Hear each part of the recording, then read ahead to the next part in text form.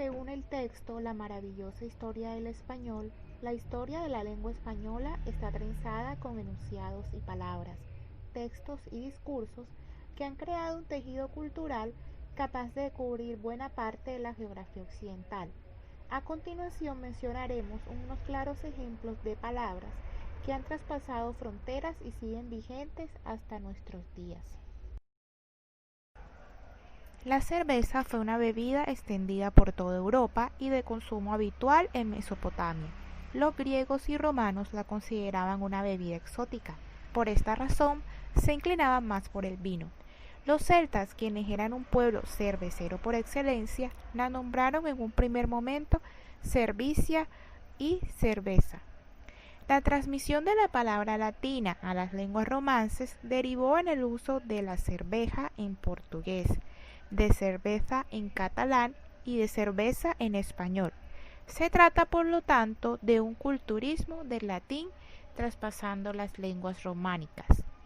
En conclusión, resulta interesante comprender cómo la cerveza permite dividir el mapa lingüístico de Europa en dos bloques, uno minoritario, usuario de la palabra cerveza y sus variantes, y otro mayoritario que prefiere beer o birra. La palabra guerra es tan antigua como el propio idioma y no es de extrañar que apareciera varias veces en el Cantar del Mio Cid, poema épico y bélico por excelencia de la Castilla medieval. Guerra procede del antiguo germánico occidental verra, que significa pelea o disputa, y de ahí pasó al latín vulgar que la adoptó en toda su geografía. La voz española guerra, con su significado actual, es un germanismo que el latín recibió en la época de invasiones bárbaras. En este periodo, el campo militar fue el mayor abonado para la recepción de este tipo de préstamos. Un ejemplo de esto son las palabras yelmo, dardo, espuela y guarnecerse. La palabra leche es utilizada sin excepción a lo largo y ancho de toda la geografía hispanohablante, ininterrumpidamente desde su origen. Hace referencia a la sustancia blanca y líquida que segregan las mamas de los mamíferos para alimentar a sus crías, y este ha sido su significado principal desde las primeras documentaciones. Sin embargo, a partir de sus rasgos originales, la palabra leche desplegó todo un abanico de significados. Por ejemplo, en España, cuando algo es bueno, es leche, pues la leche materna simboliza bondad por excelencia. También se puede utilizar de forma irónica. Se utiliza la frase echando leche, o ir a toda velocidad, que equivale ir a toda leche. En el español de América también se encuentran los usos específicos. En Cuba, a toda leche quiere decir con todas las comodidades. Incluso ser un mala leche significa ser mala persona. Y la expresión ¿qué leche? No es malhumorada, sino que es de admiración por la suerte de alguien. Para concluir, como vimos, los caminos lingüísticos de España y América pueden coincidir, pero a veces corren el riesgo de ir en sentido contrario. Bueno, queridos compañeros, yo voy a hablar de 3 palabras, las cuales son juero, ajedrez y queso. Para empezar, juero. Jueros son privilegios o exenciones otorgadas a unos individuos o territorios desde el principio y en la actualidad. Es usado especialmente en el área de administración y justicia. Sus raíces vienen de la palabra foro, que es un intercambio de ideas y opiniones de interés común. Foro dio también origen a la palabra forum, que es básicamente la palabra foro dicha en inglés. El fuero tiene también usos coloquiales, como jueros, que usado de manera plural es arrogancia. También se puede usar la expresión juero interno, significando una conciencia personal. La palabra juero tiene diferentes aplicaciones dependiendo del contexto, por ejemplo, fuero eclesiástico, fuero sindical o fuero militar, el cual significa que un militar puede tener excepción a una regla que cobija el resto de los militares. Bueno, prosigo con la palabra ajedrez. Ajedrez proviene de la palabra árabe, azatran, pero eso no quiere decir que el juego lo hayan inventado los árabes, sino que fue inventado en la India y su primer nombre fue chaturanga, que significa 4 partes en referencia al despliegue militar carros, elefantes, caballería e infantería. Desde la raíz árabe, Asatrán se derivó la castellana Asaktrax y posteriormente ajedrez y ajedrez actualmente. La terminología de cada una de las piezas proviene del persa. Ejemplo, alferza es reino, roque, torre y alfil significa elefante. Pero la expresión más famosa proviene del árabe, que es jaque mate. Este significa el rey ha muerto. El ajedrez, además de entretener, tiene un desarrollo del sistema de anotación algebraico diseñado por los árabes que consta de 16 piezas en un tablero de 64 casillas. El primer campeonato oficial del mundo fue en 1886. Para terminar, la palabra queso. Queso procede del latín caseus, que está relacionado con moldes. De aquí proviene el alemán Käse. Esta derivó la palabra cheese en inglés. La palabra queso pertenece a la lengua castellana desde sus orígenes. Se puede usar de forma coloquial, como por ejemplo, para los pies.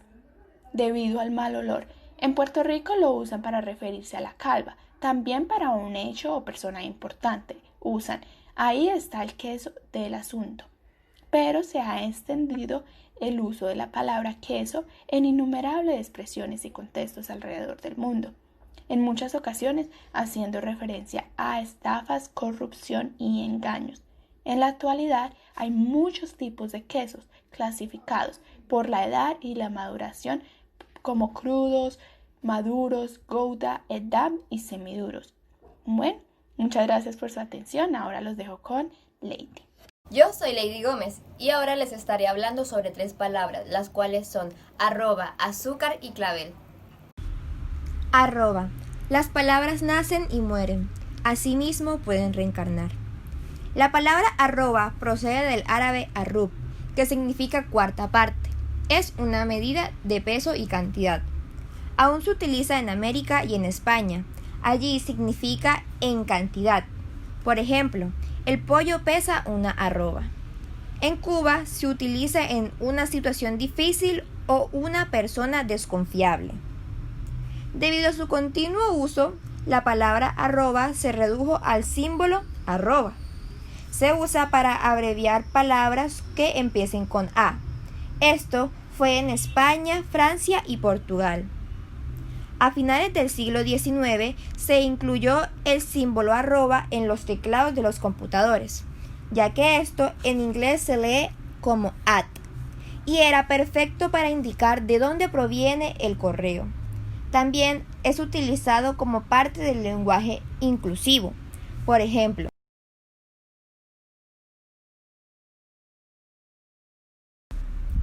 azúcar. La palabra azúcar es de origen persa, aunque la caña de azúcar proviene de Asia Oriental. Antes era conocida como la miel sin abejas. En Grecia le decían sanjuri. Luego los árabes la llamaron zúcar. Después pasó al español como azúcar. El azúcar recorrió lugares tales como África, América y después de esto llegó a las Islas Canarias en el siglo XV. Cristóbal Colón, en su segundo viaje de regreso a América, trajo azúcar de las Islas Canarias. Esta se volvió aún más famosa que la miel de abeja.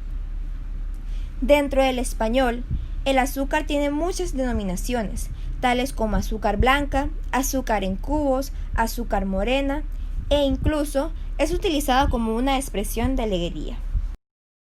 Clavel. La palabra clavel procede del catalán clavel. Este mismo procede del latín clavus, que tenía 2 significados, la pieza metálica de construcción y la especia. Esto fue debido a que la herramienta y la especia tienen una forma similar. Luego pasaron al diminutivo clavelus o clavito en castellano. El nombre de la flor clavel no fue asignado por su forma, sino por su olor. Esta antes se llamaba dianthus o la flor de Dios. Hablaré de 3 palabras que son chabola, alcahueta y candela. El uso de la palabra chabola registra una referencia de 1871 en los ficheros de la Real Academia de la Lengua, donde el escritor Amos de Escalante la utilizaba como el nombre que le dan los trabajadores vizcanos y pastores a sus chozas de madera y piedra seca. Chabola es un vocablo de origen vasco, sin embargo se desconoce de dónde lo tomó el propio vasco. Por un lado, se dice que un gran lingüista guipuzcoano llamado Luis Michelena afirmó que el vasco la tomó prestada desde Francia de una forma romance, jaule, que significa en castellano jaula, y pues otros prefieren relacionarla con el romance hispánico texafurda, que en castellano es posilga. Bueno, en este sentido se da una curiosa circunstancia de una palabra romance que pasó al vasco en tiempos antiguos y luego se transformó en una voz vasca que pasó al español en el siglo XIX. Por este motivo, pues su reciente incorporación al español de España, chabola no es una palabra conocida ni usada en los países hispanohablantes de América, ni con el significado de posilga, ni con el de choza, ni con el de cabaña. A estos valores de chabola se ha añadido uno más en el siglo XX, que es el que da referencia a el de vivienda de escasas proporciones y pobre de construcción, que suelen edificarse en zonas urbanas. En España, efectivamente, se le llaman chabolas a las casuchas que suelen construirse de modo rápido y caótico en las afueras de las grandes ciudades. Y pues este fenómeno social en sus dimensiones actuales y pues se ha dado en todos los países. Cada uno lo ha bautizado de diferentes maneras. Por citar algunos ejemplos, en Argentina se le llama villas de miseria, en Chile se le llaman callampas, aquí en Colombia es lo que nosotros conocemos como invasiones, en Costa Rica como tugurios, en Cuba como llega y pones, y por último en Venezuela como ranchos. La palabra alcahueta aparece reiteradamente en la literatura medieval y renacentista española. Esta hace referencia a una mujer que concierta, encubre o facilita una relación amorosa que usualmente es ilícita. También se le ha llamado trotaconventos o celestina en algunas obras. Además, durante la Edad Media, la figura de alcahueta recibió igualmente el nombre de medianera y tuvo tan mala fama que los fueros las condenaban directamente a muerte. Los primeros testimonios de esta palabra alcahueta son en femenino, pero también hay casos masculinos donde se les llamaban alcahuete, que figura en un texto que se llama El Corbacho de 1438, escrito por Alfonso Martínez de Toledo. Las palabras alcahueta y alcahuete proceden del hispano árabe algawat. Su uso ha sido continuo a lo largo de la historia del español, sin embargo, su empleo se cruzó con el de la palabra cacahuete. Esta se refiere a un fruto seco. Obviamente, estas dos palabras no tienen ninguna relación. Por fortuna, en la mayoría de los países hispanohablantes, el fruto seco se le ha dado el nombre de maní, que es de un origen caribeño y taíno. Por último, tenemos la palabra candela. La habla andaluz mostraba rasgos característicos en la pronunciación, en la gramática y en las señas de identidad léxicas. La palabra candela, por ejemplo, con el significado de lumbre-fuego, su origen viene de lejos porque aparece en el Cantar del Mio Cid. Su etimología latina remitiría a una forma candela que significaba vela y estaba relacionada con candere, que es arder. Del castellano candela saldrían otras formas como candelabro, candela, candelada, quema, hoguera, candelero o candelilla. Y así candela fue uno de los vocablos que los andaluces portaron en la valija de su habla cuando se trasladaron a la América española, dando lugar de esta manera a una interesante serie de frases, como por ejemplo, como dar candela, que es molestar en Colombia, Honduras y Puerto Rico y Venezuela. Otro ejemplo, comer candela, que significa ser valiente en las Antillas. O estar en candela, que es estar en una situación grave en Cuba y Puerto Rico. En candela, que es en peligro.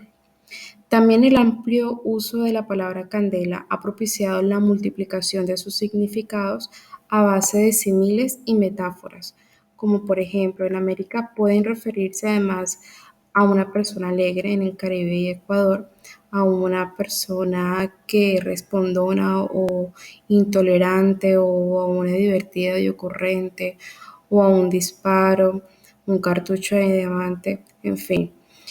Candela acaba siendo de una aplicación a objetos y a personas que destacan por su luz y por su fuerza, o que ofrecen alguna de las características del fuego. Con esto terminamos las palabras de la primera parte del libro de la maravillosa historia del español. Gracias.